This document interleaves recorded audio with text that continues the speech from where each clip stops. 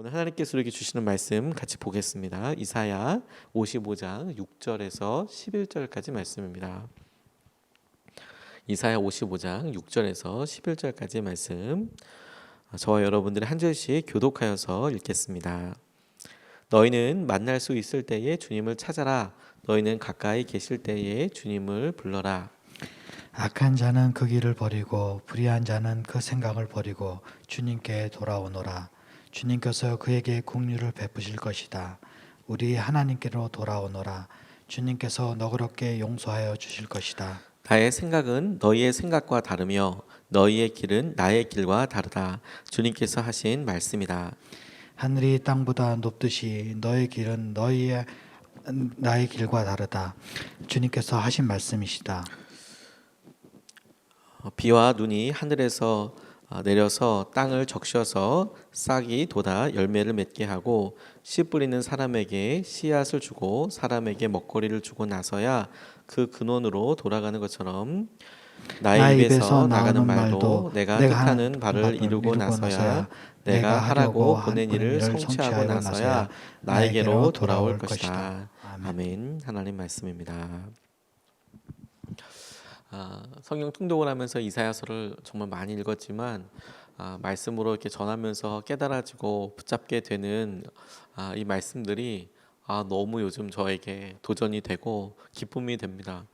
이사야서를 통해서 하나님께서 고난의 웅덩이를 지나가고 있는 우리에게 위로가 되어 주시고 약속을 주시고 말씀을 주셔서 하나님께서 가지고 계신 생각과 하나님 어떻게 일하고 계시는지에 대한 기대감을 끊임없이 주셔서 얼마나 행복한 하루하루를 보내고 있는지 모르겠습니다.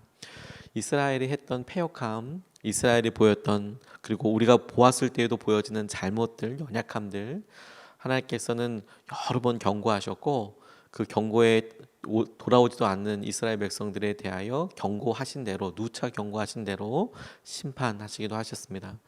그런 메시지와 함께 주님께서 회복에 대해서도 말씀하실 때 하나님께서 그 회복의 깊이와 회복에 대한 하나님의 생각을 이렇게 우리에게 말씀해 주시는데, 이것이 고난의 크기보다 얼마나 생생하고 놀라운 생명이 되어서 우리의 삶에 함께하고 계시는지 몰라요. 오늘 말씀도 이스라엘의 회복에 대하여 말씀하시는 말씀인데, 이 말씀을 통하여서 하나님께서 오늘 우리가 주님의 말씀에 의지하여 붙잡고 일어설 수 있는 방향과 약속을 우리가 붙잡을 수 있으면 좋겠습니다. 첫 번째로 주목하게 된 것은 주님께서 너 주님을 찾아라, 너 만날 만할 때 주님을 찾아라 라고 이야기하는 그 주님의 당부, 명령, 권면을 붙잡았어요. 주님을 너 찾아라, 주님을 찾아라 이렇게 말씀하시는 것이요. 6절 그리고 7절 말씀을 보면 너희는 만날 수 있을 때에 주님을 찾아라. 너희는 가까이 계실 때에 주님을 불러라. 악한 자는 그 길을 버리고 불의한 자는 그 생각을 버리고 주님께 돌아오너라. 주님께서 그에게 긍휼을 베푸실 것이다. 우리의 하나님께로 돌아오너라. 주님께서 너그럽게 용서하여 주실 것이다. 이렇게 말씀하십니다. 환난과 어려움이 우리 가운데 오게 될 때가 있죠. 대부분 우리가 했던 행동이 어떤 결과이고, 우리가 바로 그 일을 할 때에는 이 일이 어떻게 열매 맺지 몰랐는데 실제로 그 일이 펼쳐지고 이어져서 이루게 되는 일들은 우리에게 고난처럼 여겨지고 아픔처럼 여겨지는 경우들이 많이 있습니다. 그런데 주님이 그러한 우리들을 보고 네가 한 일에 대한 결과잖아 이렇게 두시는 게 아니고 구원에 대해서 말씀하세요.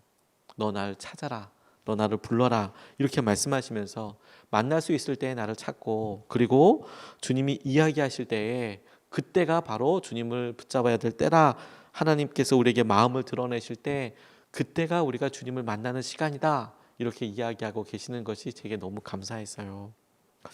우리에게 주님께서 너 이러이러한 일이 있으면 그러면 그 일을 보고 나를 찾아라 이렇게 말씀하시는 것이 아니고, 너 만날 수 있을 때, 그리고 너 주님을 찾아야 할 때 찾아라.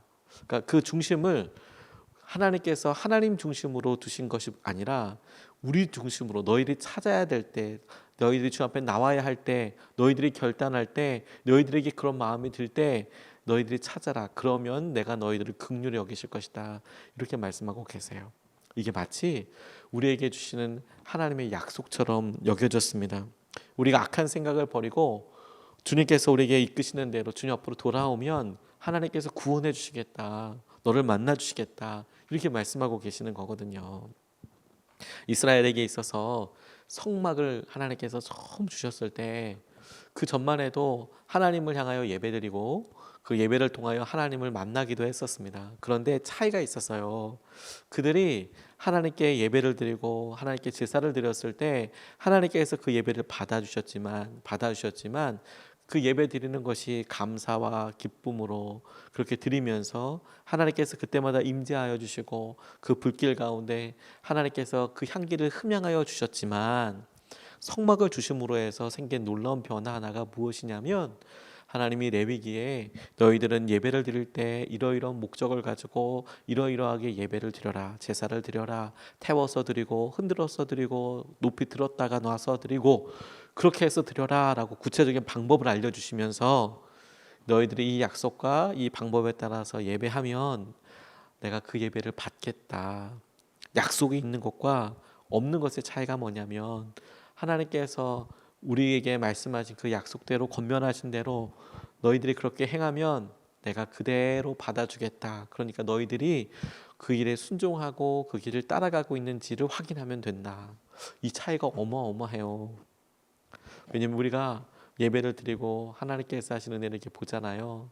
우리가 대화를 할 때에도 이 진심이 이 마음이 잘 전달이 됐을까?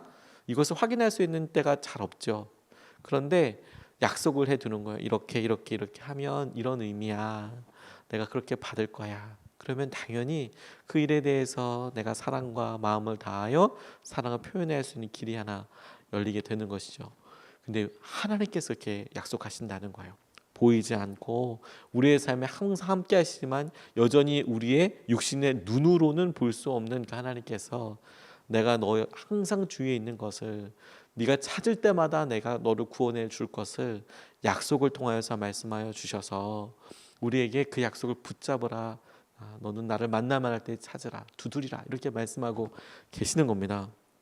오늘이 여러분 우리에게 새날인 이유는 이번 한 주가 우리에게 새로운 한 주인 이유는 오늘이 월요일이기 때문이 아니고 지금이 아침이기 때문이 아닙니다. 새벽이기 때문만은 아니에요.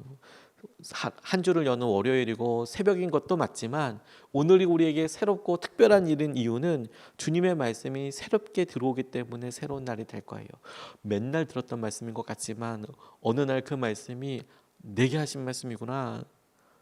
가까이 계실 때에 주를 찾으라. 만날 만할 때에 주를 부르라 라고 이야기하셨을 때에 날마다 들었던 말씀이고 잘 알고 있는 말씀이어도 그게 오늘 내게 새롭게 다가와서 아멘 아멘 이렇게 붙잡혀지게 될 때 그날이 새날이 되는 거예요. 주님의 약속을 다시 한번 붙잡는 날이기 때문에 새로운 새벽이 되는 겁니다. 그게 우리에게 주님께서 말씀하시는 도전이라고 생각하게 되세요. 날마다 듣는 말씀이지만 오늘도 새로운 말씀, 오늘도 새롭게 붙잡혀지게 되는 말씀. 성경을 주님께서 우리에게 주시고 그 성경 말씀을 계속해서 반복해서 말씀하시는 이유는 성경에 없는 새로운 말씀을 우리에게 더 하시려고 하는 게 아니에요. 어느 날 우리가 성경에 나오는 어느 인물을 통하여 주님께서 보여주셨던 그 말씀과 마음이 우리에게 너무 아멘이 되는 거예요. 아멘. 하나님 오늘도 나와 함께 하실 것을 내가 믿습니다. 하나님 오늘 이사야에게 말씀하셨던 그 말씀이 주님이 마치 제 앞에서 저를 보고 저를 찍어서 너 만날만 할 때 나를 찾으라라고 하신 말씀으로 들려지니 그래서 아멘이 되니 그러면 주님께서 우리 가운데 함께 하시고 인도하여 주시는 것이 능력이 되고 새날이 되는 것이죠. 그게 중요하다고 저는 믿고 주님 앞에 나아가고 싶습니다. 스탠리 존슨 교사님이 디바인 예스라는 책에서 본인의 삶에 있었던 간증을 이야기해요. 이분이 60이 넘어서까지 열심히 사역을 하시다가 뇌출혈을 이렇게 오게 됩니다. 이게 참 되게 무서운 거더라고요. 뇌에 있는 혈액이 혹은 혈관이 문제를 일으켜서 주위에 여러 이제 뇌 세포들과 다른 부위들을 압박하게 되는데 그러면 장애가 오기도 하고 뭐 여러 일들로 일어나게 되죠. 그러니까 이분도 거의 병상에서 오랫동안 있으셨대요. 그런데 이분이 간호사 선생님한테 이야기하기를 들어올 때마다 주 예수 그리스도의 이름 명하노니 일어나라라고 얘기해 달라고, 주 예수 그리스도의 이름 명하노니 일어나라, 일어나라 이렇게 얘기해 달라고, 자기 문에 자기 병실에 들어올 때마다 그렇게 이야기해 달라고, 크게 이야기해 달라고. 그래도 간호사 선생님이 진짜로 부탁을 했으니까 아침에 약 먹으러, 약 어떤지 또 링거 바꾸러 이렇게 오실 때마다 정말 큰 소리로 내가 주 예수 그리스도를 명하노니 스탠리 존스 일어나라, 아멘 아멘 그렇게 하면서 날마다 새로운 하루를 맞으셨대요. 근데 그렇게 하는 게 아유 저거 무슨 열심히 하라고 싶지만, 그런데 어느 날 그 말이 정말 실제로 내가 주 예수 그리스도 이러면 스탠리 존스 일어나라 아멘 하고 일어났다는 거 아니에요. 그리고 일어났다는 거 몇 달 만에. 날마다 우리에게 전해진 말씀이 우리에게 새삼 새롭고 새삼 능력의 말씀으로 들어오는 날, 그게 오늘 이사야에게 너 만날만 할 때 나를 찾아, 그렇게 이야기하시는 것이 이미 이스라엘 백성들에게 누차 얘기하셨던 말씀에도 불구하고 내가 고난 가운데 있고 어려움 가운데 있어서 이 말씀이 더욱 새롭고 지금이군요 라고 붙잡는 그 이스라엘 사람들에게, 저와 여러분들에게 오늘 능력이 되고 새로운 길이 되게 하실 줄로 믿습니다. 두 번째로 주목하게 된 것이 하나님의 길과 사람의 길이 다르다. 이때 이 길이 방법, way, 그리고 생각이라고도 똑같이 바꿔서 묵상할 수 있습니다. 나의 생각과 너희의 생각이 달라. 나의 길과 너희의 길이 달라. 이 영어로 보면 way라는 표현이 내가 그것을 이루어가는 방법과 방식이 너희들이 그것을 이루려고 하는 방법과 방식과 달라, 이런 표현이에요. 그래서 8절로부터 11절까지 말씀이 그것을 쭉 설명하고 있습니다. 나의 생각은 너희의 생각과 다르며 너희의 길은 나의 길과 다르다. 주님께서 하신 말씀이다. 하늘이 땅보다 높듯이 나의 길은 너희의 길보다 높으며 나의 생각은 너희의 생각보다 높다. 비와 눈이 하늘에서 내려서 땅을 적셔서 싹이 돋아 열매를 맺게 하고 씨 뿌리는 사람에게 씨앗을 주고 사람에게 먹거리를 주고 나서야 그 근원으로 돌아가는 것처럼 나의 입에서 나가는 말도 내가 뜻하는 바를 이루고 나서야 내가 하라고 보낸 일을 성취하고 나서야 나에게로 돌아올 것이다. 이렇게 이야기합니다. 우리가 우리 시선의 수준과 우리 시선의 시선과 수준에서 고민하는 한 주님께서 우리를 향하여 가지고 계신, 주님께서 우리를 앞에 예비하신 그 길과 방법을 발견할 수가 없습니다. 다시 한번, 우리가 우리의 생각과 우리의 수준에서 생각하는 한 우리 삶에 주님께서 예비하신 그 길과 그 방법을 예측할 수 없어요.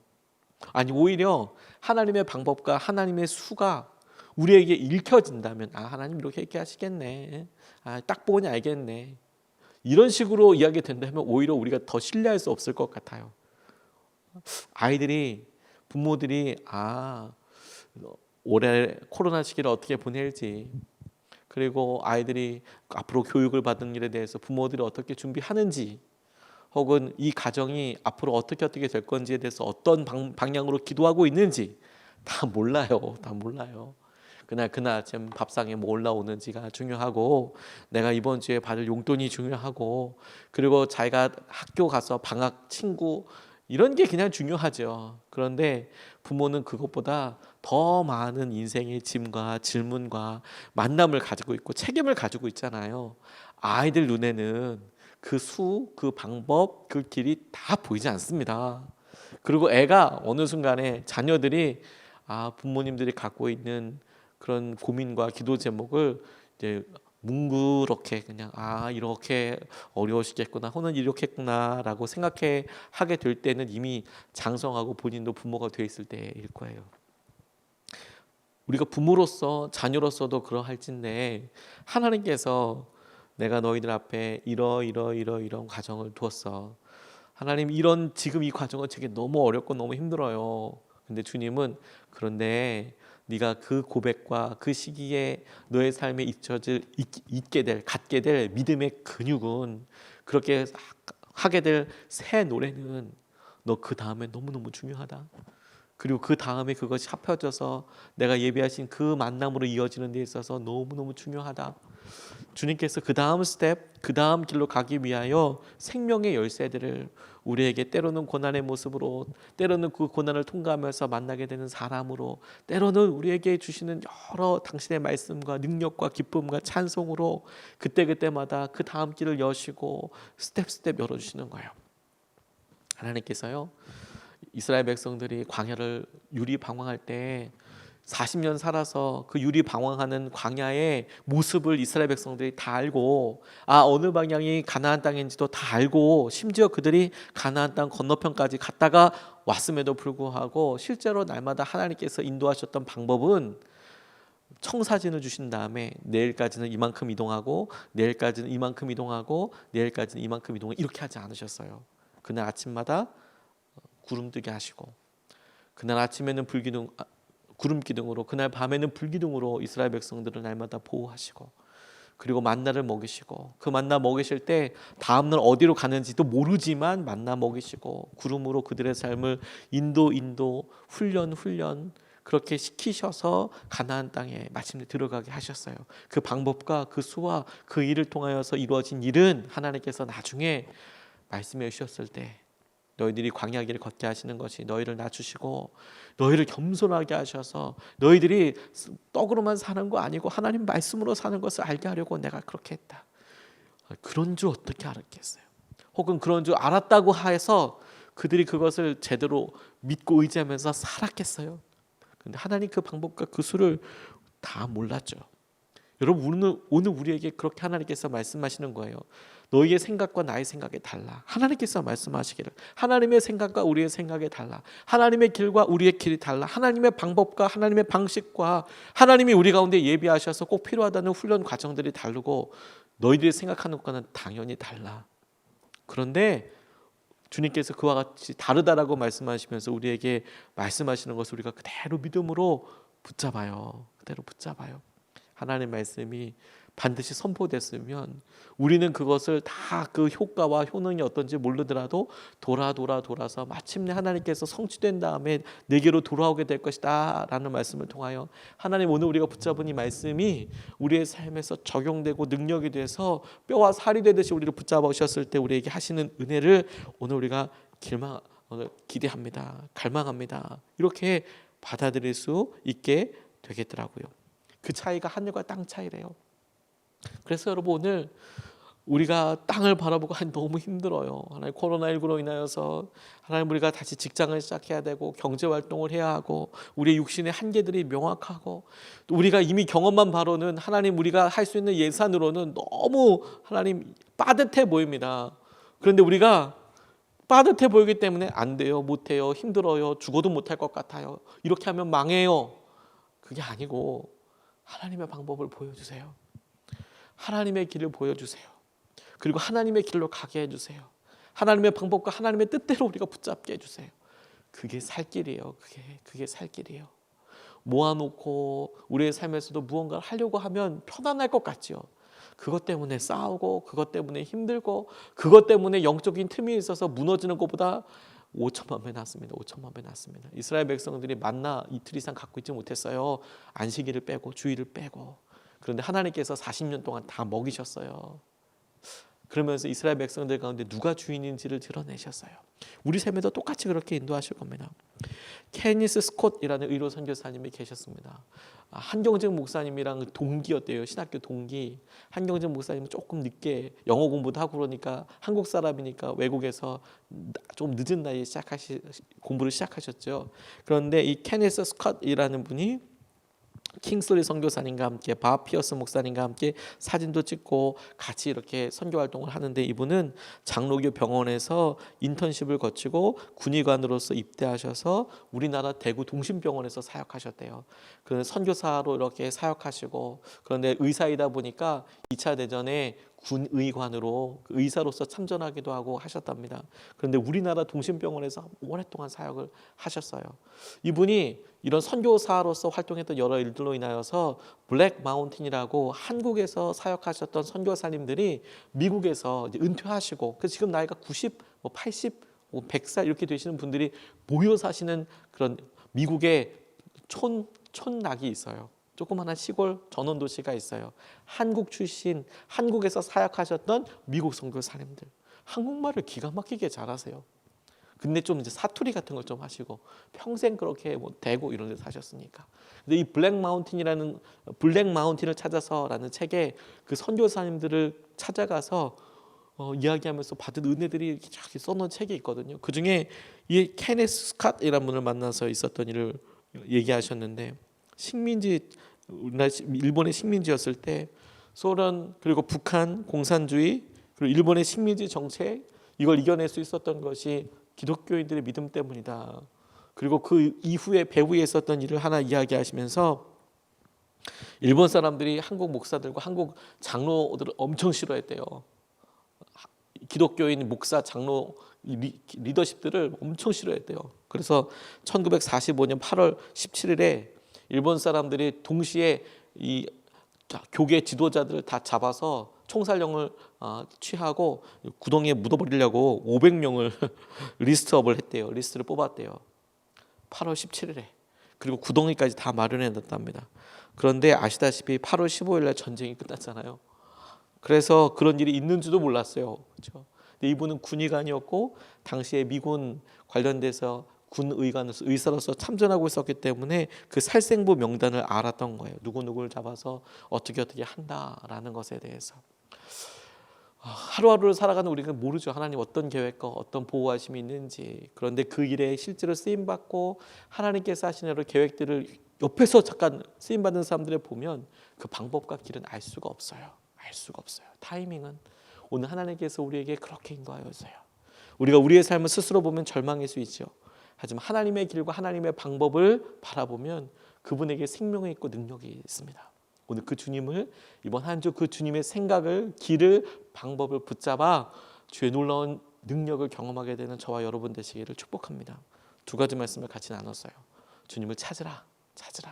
두 번째, 하나님의 생각과 우리의 생각이 다르다. 그래서 하나님의 생각과 하나님의 방법을 의지한다.